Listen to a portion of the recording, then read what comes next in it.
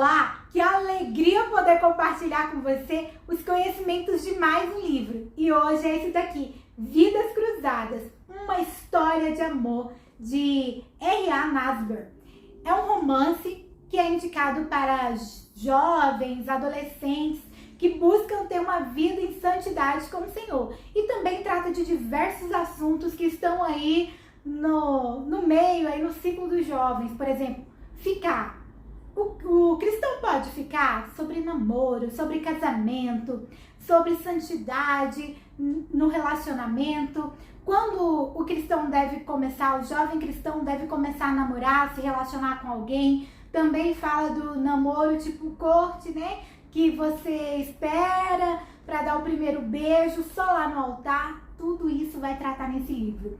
Aqui no canal tem a resenha de outro livro de romance, que eu vou deixar o link aqui na descrição para você ver a resenha também. E olha, esse é o segundo romance que eu estou lendo, um romance cristão. E olha que eu estou gostando muito desse tipo de leitura. E você, cristão, jovem, adolescente, homens e mulheres que gostam de ouvir ou de ler romance e tem lido romances aí que não é cristão, tome um pouquinho de cuidado, porque esses livros aguçam a nossa mente. E eu recomendo que você leia livros assim, tipo esse, que passa uma mensagem cristã, que nos faz crescer espiritualmente. E a autora já começa contando a história de diversos personagens, as histórias que se cruzam. E na nossa vida é cheia de cruzamentos, vamos dizer assim. É um emaranhado de cruzamentos de vidas de pessoas. Algumas vidas marcam a nossa e outras passam desapercebida. Mas quem sabe lá na frente a gente encontra essa pessoa e com certeza vai ser algo maravilhoso reencontrar mesmo aquela pessoa que passou despercebida. Em um momento ela pode marcar, assim, se tornar uma pessoa marcante na nossa história, assim como no livro. Pessoas que cruzaram o caminho e depois se distanciaram, mas em outro momento voltaram. E às vezes foi um encontro tão repentino, mas lá no futuro voltaram a se encontrar. E tinha um propósito de Deus nesses reencontros, nesses cruzamentos, nesses emaranhados de vida, de desenvolvimento. E conforme a autora começa já contando a história de um palestino que vem de lá para fugir da guerra e vem para o Brasil. E ela encerra esse capítulo e começa a contar a história de duas jovens amigas de infância. Por que não dizer amigas desde o ventre? E a história vai se perpassando com cruzamentos de vidas e com as escolhas dessas jovens. Aí vai tratar sobre pecado e as consequências do pecado. Sim, porque o pecado traz consequências para nossas vidas. E consequências muitas vezes muito ruins e dolorosas, que vai machucar o nosso físico, o nosso espiritual, o nosso emocional, que vai machucar a nossa alma. E a autora vai trazer isso e vai nos fazendo ter vontade de ler mais a cada capítulo e vai nos deixando assim, ó, ansiosos para chegar ao final da história. E ela conclui um livro de uma forma assim, toda especial, que nos faz almejar querer ir para o céu, querer a redenção celestial. E a autora traz assuntos como por que o jovem deve se guardar puro até se casar, até o casamento, né? Guardar sem pureza, guardar sua virgindade. Porque hoje falar de virgindade, perder a virgindade que é o importante, mas mantê-la que é o cafona. Mas você, jovem cristão, jovem cristã, é para você essa palavra, que você não desista de se manter íntegra, pura para o Senhor Jesus Cristo. E aí a autora vai trazer sobre esse tema e falando assim, por que nós devemos guardar o nosso corpo para o nosso esposo, para o nosso cônjuge? Por amor a Cristo. E aí um debate em escola dominical trouxe-se essa pergunta, um adolescente jogou essa pergunta na sala e ela falava assim, eu vou me guardar para o meu marido. E aí no final a professora chama e fala, não, você está com pensamentos errados sobre por que você deve se manter pura, né? Manter a sua pureza, manter a sua integridade física, espiritual, não se envolvendo com outras pessoas e sim só com seu cônjuge.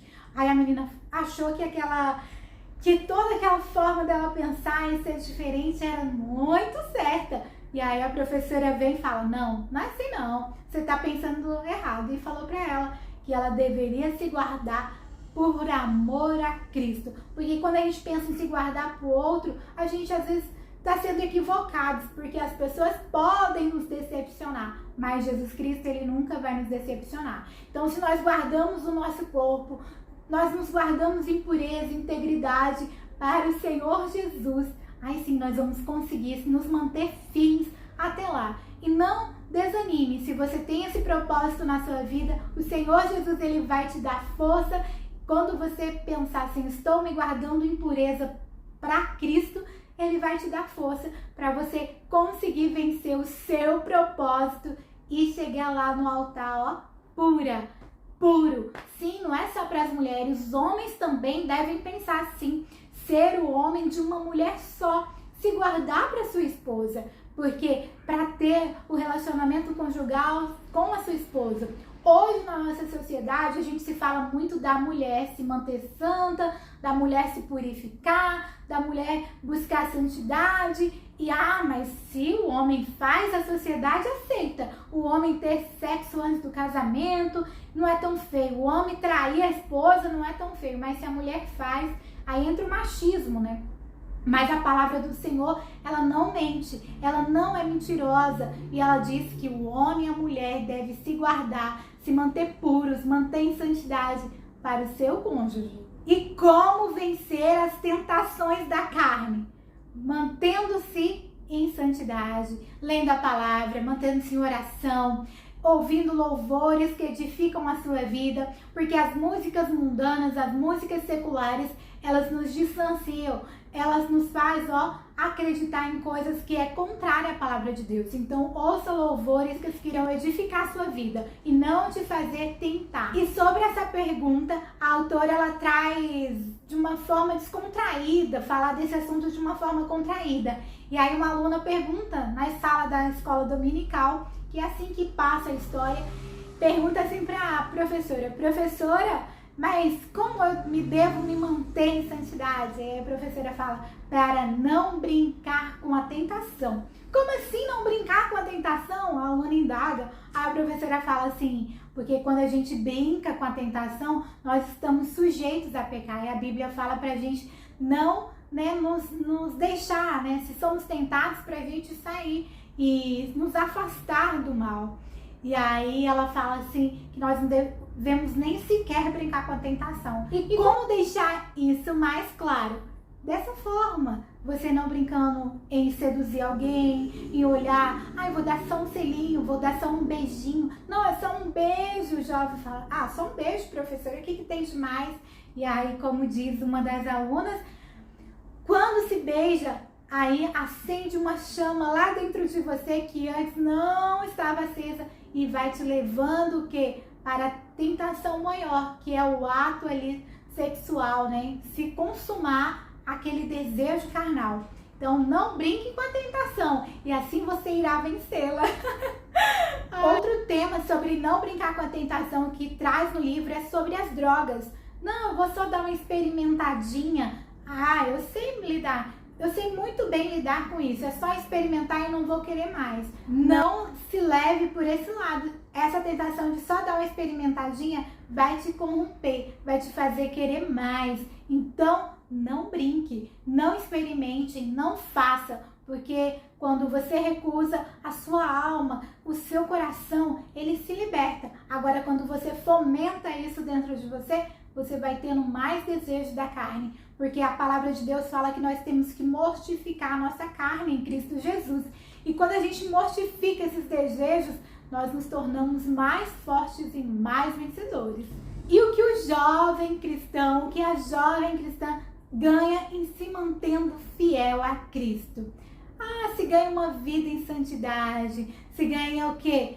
Felicidade, alegria, gozo na alma, porque o Senhor se agrada daqueles que são fiéis aos seus mandamentos, que são fiéis à sua palavra e serão abençoados, terão uma vida abençoada, terão um relacionamento abençoado, porque você está mantendo a sua fidelidade com Deus. E Deus abençoa, se agrada daqueles que são fiéis a Ele. E quando termina o processo de santificação, de pureza do cristão? Não termina aqui nesse tempo, só se termina lá na glorificação. Quando Jesus voltar e transformar o nosso corpo em um corpo glorioso, a gente não vai ter esse desejo carnal mais. A gente não vai ter mais essas ambições, esses desejos que nos impulsionam a querer pecar. Agora nós seremos o quê? Santos, igual Cristo é santo, igual o nosso Deus é santo. Então esses desejos serão deixados, nós seremos transformados agora em um corpo incorruptível. E assim nós não teremos mais desejos de pecar.